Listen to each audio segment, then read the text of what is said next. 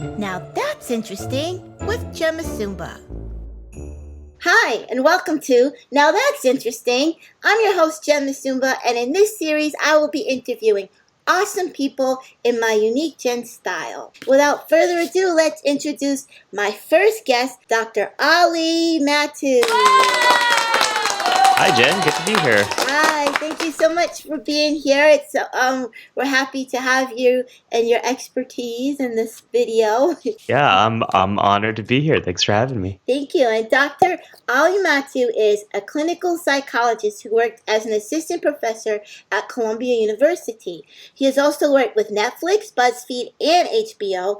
And now on the Psych Show, he makes videos about mental health and psychology that are fun and easy to understand right here on YouTube. So welcome. Well, we should get into some questions, you think? Yeah, sounds good. All right, awesome. My first question is, of course, what motivated you to become a psychologist?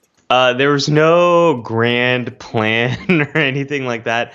I wasn't the greatest student growing up, and the one thing I really loved was science fiction, which I don't know if people can see, but I got my Jurassic Park T-shirt on. I loved Jurassic Park. I loved Planet of the Apes. I loved Star Trek. I loved everything science fiction, and that was really it. All I was into. I almost flunked out of high school and went to community college, and one of my first classes was introductory psychology.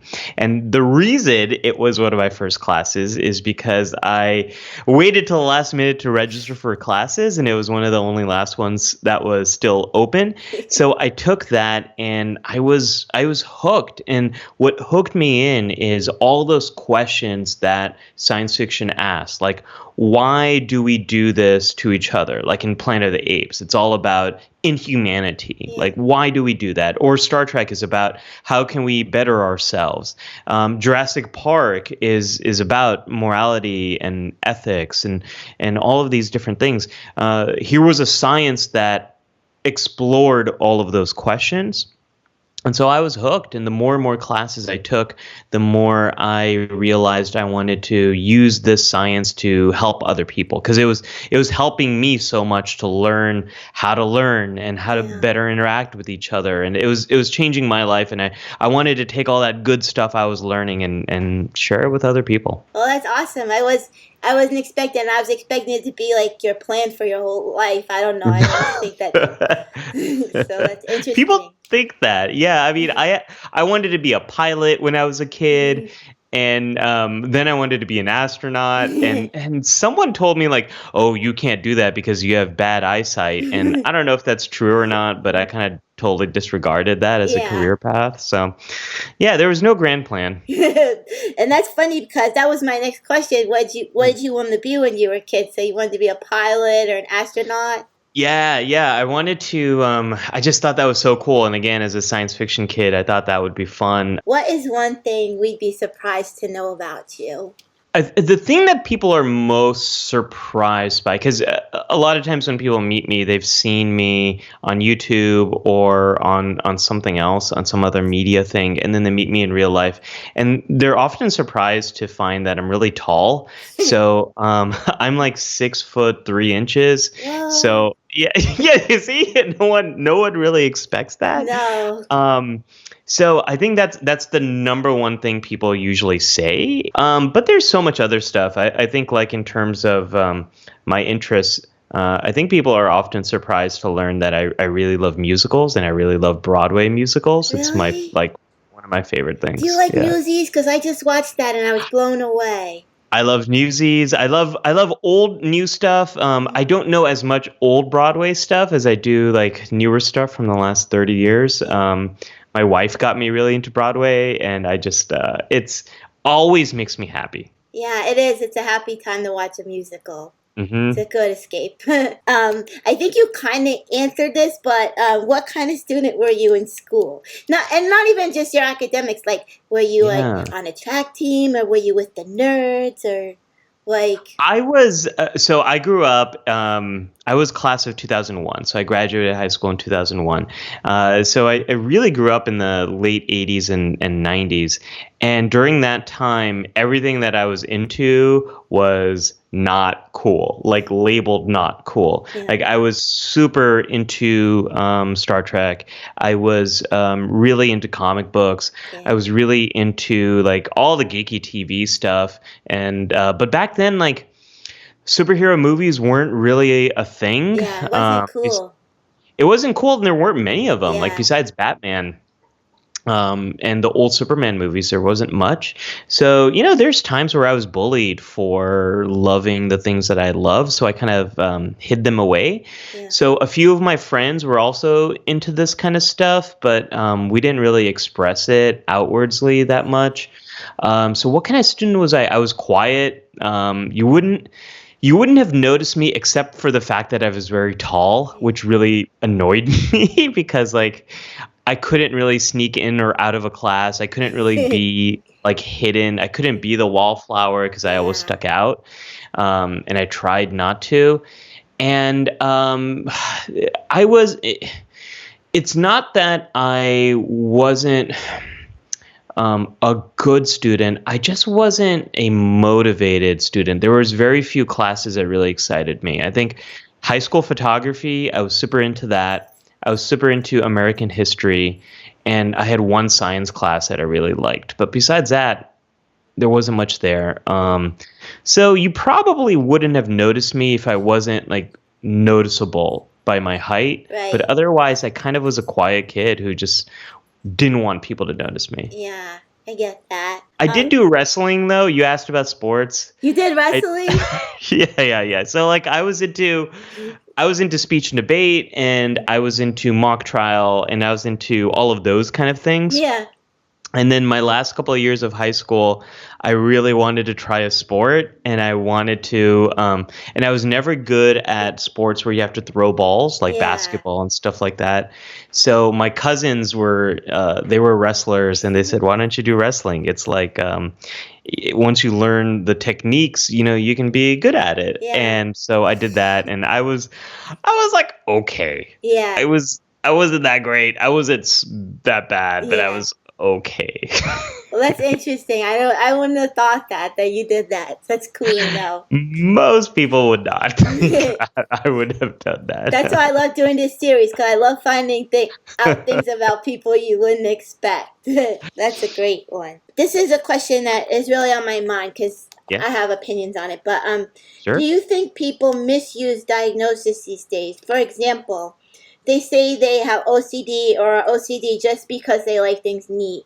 And do you think that hurts people who have legitimate illnesses or disorders? Yeah, I think it's a very mixed bag. So the example you gave, Jen, is a really good one, which is OCD. My clinical expertise is in the world of anxiety disorders. So I've treated a lot of OCD, and so many times people who have OCD are so frustrated by this that when they start describing it to, and it's hard to sometimes talk about things that you struggle with. I know it is for me. So if you're opening up to someone and sharing that, I have obsessive compulsive disorder. It's really hard for me.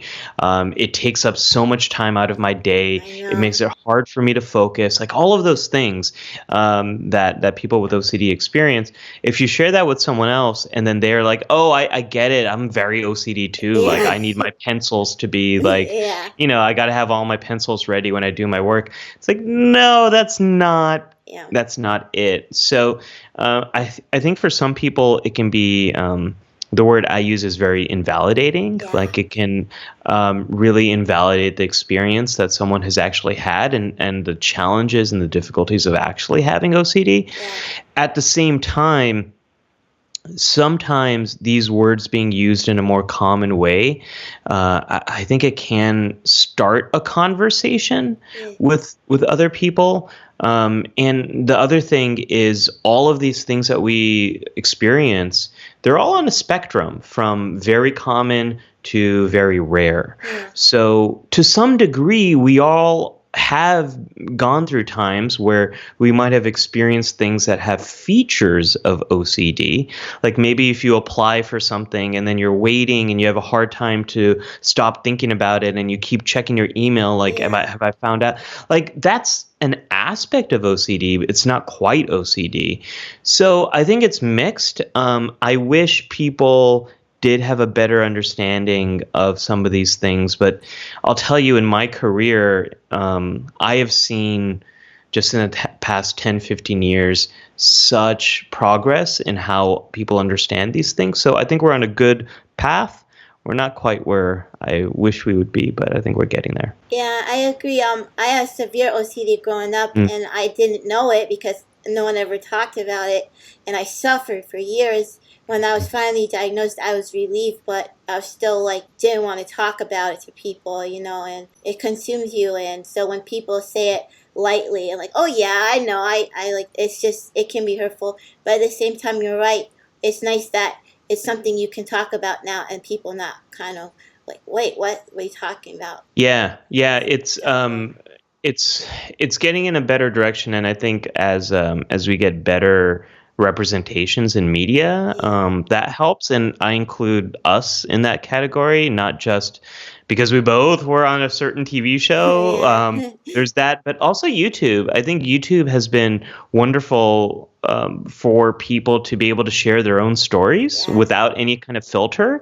I think it's gone a long way to help people understand what it's like to experience different things. Yeah, that's a great insight into that. What would you say to people who are holding in or hiding a serious issue? Because I did this as a kid and I really regret it. And what would you say if those people are watching? What would you say to them?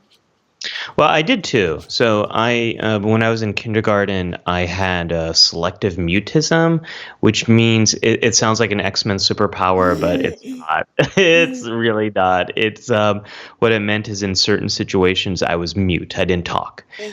It's like a fear response. I was just frozen, and that became social anxiety, and then that also became some depression as well. And I didn't talk to anyone about that, Jen. It was just a really different era that I was growing up in. What would I say to people? What I would say is you're not alone. You're not alone. I think one of the things that I noticed myself, but then I've also noticed with people I've worked with, is so often we think we're the only ones who are experiencing this, and no one else gets it. Yeah. And that's not the way mental health works. So, whatever you are experiencing, there are millions of people around the world who are also experiencing that. Right. And the most important thing I think to do to start changing how you approach this is to have a conversation with someone who might also be experiencing this. And it doesn't have to be a two-way conversation. That's also the beauty of the internet, Yeah. is there's a lot of online communities around different aspects of mental health that you can get plugged into, whether it's on YouTube or Reddit or like mental health websites like The Mighty. There's a lot of places you can go to where you can connect with other people who are probably experiencing similar thing as you, and it'll help you to understand, oh, okay, it's not just me. Like there Yeah. are other people, and I wish something like that existed when I grew up. Me Like I didn't. too. Yeah. What is your favorite movie that deals with mental health, and what is your least favorite, and why? Oh man, this is a really good question. This is a really, really, really good question. Can I give you like a category and list some? Sure. Yeah. Yeah, so any movie where the therapist falls in love with their patient, there's so there's so many There are. uh, that do that, and I hate it. Or movies where the therapist and patient, it's not like a good healthy relationship. So um, one of my favorites is also one of the ones that breaks this rule too. So What About Bob is what about I love this movie because it shows a lot of aspects of generalized anxiety where Yeah. you have a really hard time with uncertainty and you worry a lot and you seek reassurance, and the main character Bob does that. But there's also like really weird boundaries, like Bob goes on vacation with them, Yeah. all this stuff happens. And another show that or well, this is a TV show that both is good and bad, I think it's in its depiction, is a show called In Treatment. So this was a show on HBO that went for many seasons, and it aired Monday, Tuesday, Wednesday, Thursday, Friday, and on each day the therapist saw a different patient, and then it would follow that story over the course of the season. And that was really cool, except in season 1, the therapist falls in love with her patient and like breaks boundaries on that. So anything that does that. The other thing that I hate is when a movie does, oh, you only use 5% of your brain, that kind of stuff. Oh yeah, and then you take a pill and then you use 100%. That one. Yeah, a pill or technology, insert plot device here, and like you're suddenly now completely so doing well. So I don't like that kind of stuff because it's actually not true. You're using all of your brain all the time. Some of my favorite. I want to give you one that's really, really good. That I really. Jen, can we come back to that one? Absolutely. 'Cause there's a lot running through my head, and Yeah. I wanna pick one. By the end of our interview, I'm gonna give you one. That's it. Watch till the end, and you'll find out Dr. Ali's favorite movie about mental health. What's a question you wish someone would ask you? What can I do to help someone who is struggling? That's like probably a simpler question. And the reason I wish I got that question more is because I think it's only a matter of time before you know someone who is going through a mental health emergency. I think we all, if we haven't already ourselves experienced a mental health emergency or a crisis, an emotional crisis, and if you haven't experienced that with a friend, it's only a matter of time before that's going to happen. Just statistically speaking, you're going to know someone who's going to need what we call mental health first aid or psychological first aid. And just like we know if someone's been injured, we know some basic ideas of first aid, like you want to stop the bleeding, you want to call 911. But I wish people would ask me more this question, because there's a lot of things that we can do to help people who are in emotional crisis, starting with very good basic listening skills. Yeah.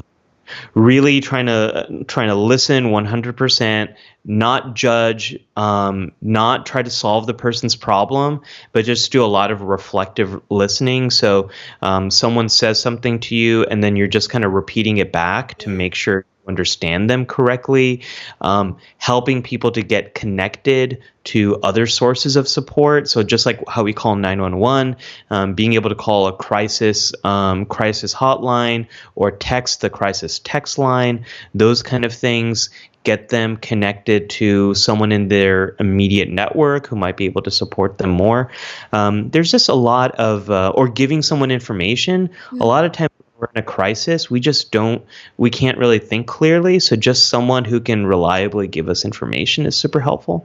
So I wish people asked me more about that. I made a video about psychological first aid, and that kind of outlines basic things. And I made a video also about how to listen like a therapist. And I wish like those skills everyone just had, because we're all going to need them at some point. Yeah, that's really good. I think that's great, because I know when I'm going through something and someone does those things, like listens and then just doesn't keep trying to solve it and just listens to me, it helps so much more than them trying to really interact with me. Yeah, totally. Because a lot of times when we're in that crisis, we really need to just kind of work out our thoughts. Yeah. And if someone is able to listen and get to a point where they're able to say, well, of course, Ali, I would be feeling that way too. Yeah.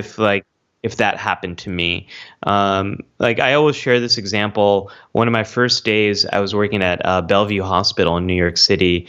I just missed the bus to get me to the hospital, and I was running to make the bus, and I missed it, and the bus went over this puddle, and it sprayed all that dirty puddle water Yeah. onto me, and I was late to work, and I was in a bad mood, and I smelled like, dirty sewage water. It didn't smell good.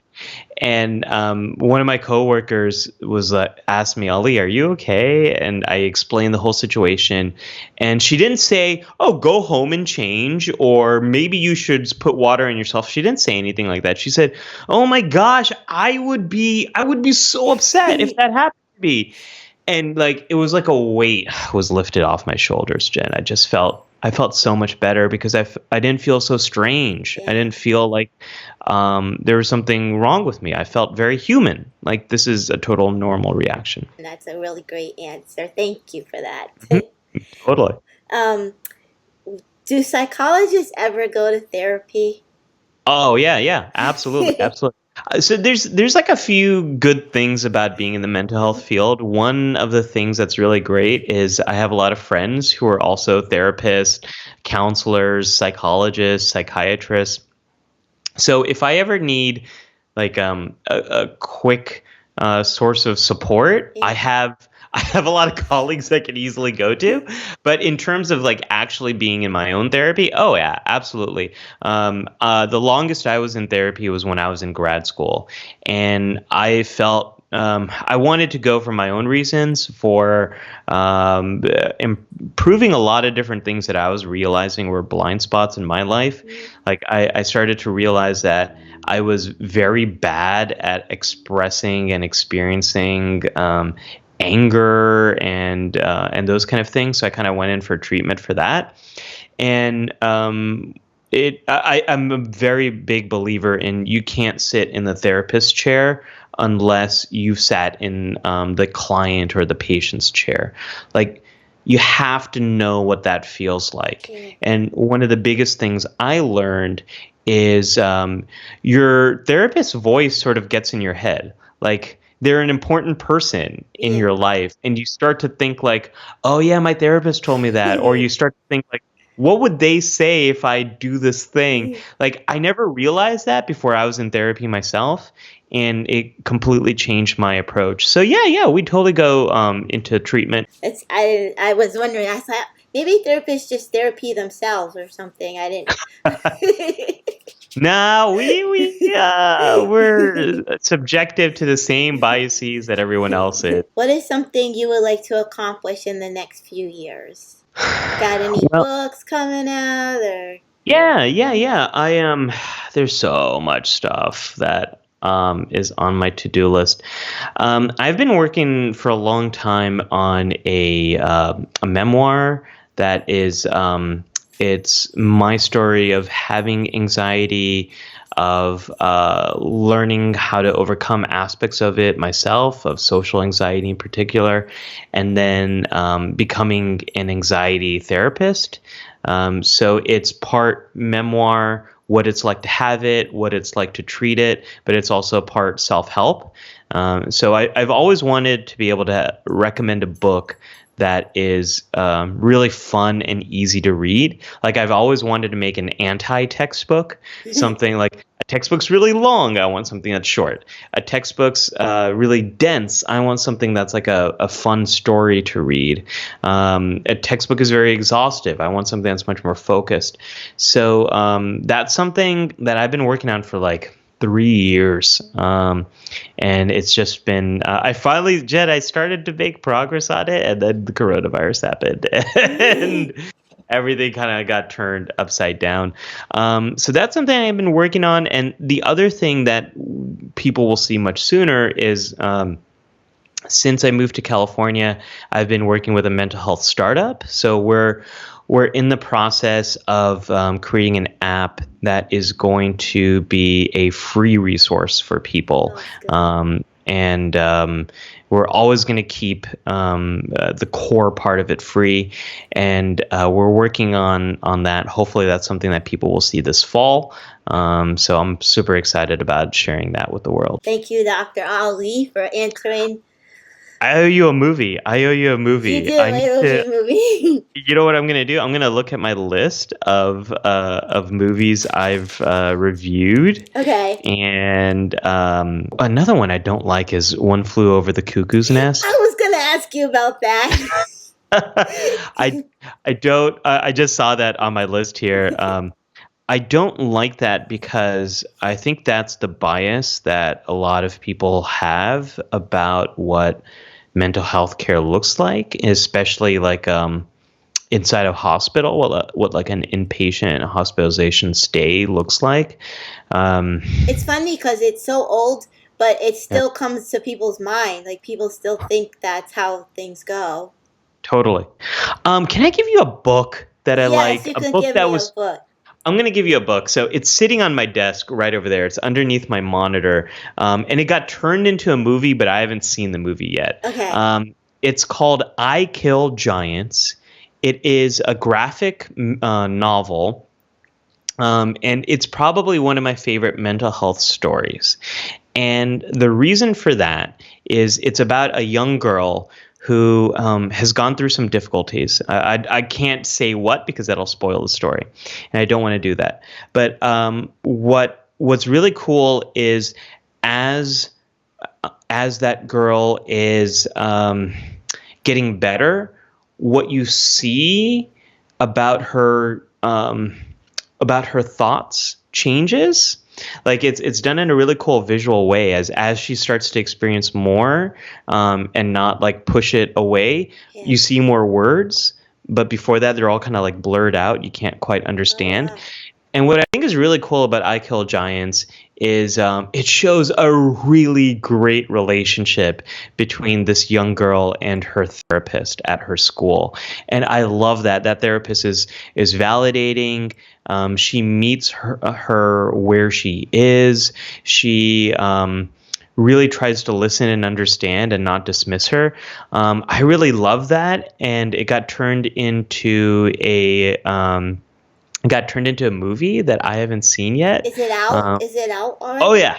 It's been out. I should probably watch that tonight because I totally forgot about it. Yeah, I totally forgot until you asked me this question. Zoe Saldana plays the therapist, which I think is super cool because she also plays Uhura in the new Star Trek movies. So like, why have I not seen this movie, Jen? I don't know. But I love the book, so I'm hoping the movie is a good one. Yes, I'm gonna watch it. Well, I have autism, and I know that a lot of the movies they make like they're like robot people, and they like don't care about anybody, and it's like that's not. And then I just saw a short film. Actually, I was approached through my YouTube channel. They wanted me to like kind of tell my viewers. And they made a short film called In a Beat, and it just got it so right that I was crying, you know? So when you get something that is right, I know what you mean by when they get it wrong, and it just makes you like, no. And so I know what you're talking about as far as finding something that you could actually recommend or say that was a good movie. All right, are you ready for the speed round? Oh, yeah, I've been waiting. I'm excited. All right, no pressure, but we will put time on the clock, but time means nothing. Okay? Okay, sounds good. All right, let's go. Time on the clock, start. One excuse that you use to get out of things. Traffic. You're making a PB&J. Which do you spread first, peanut butter or the jelly? Peanut butter, and I skip the jelly. Do you know any Eminem lyrics? Slim Shady. That's probably about it. Your favorite toy as a kid? My Star Trek Micro Machines. What was your first pet's name? Boy. I was like 1 year old.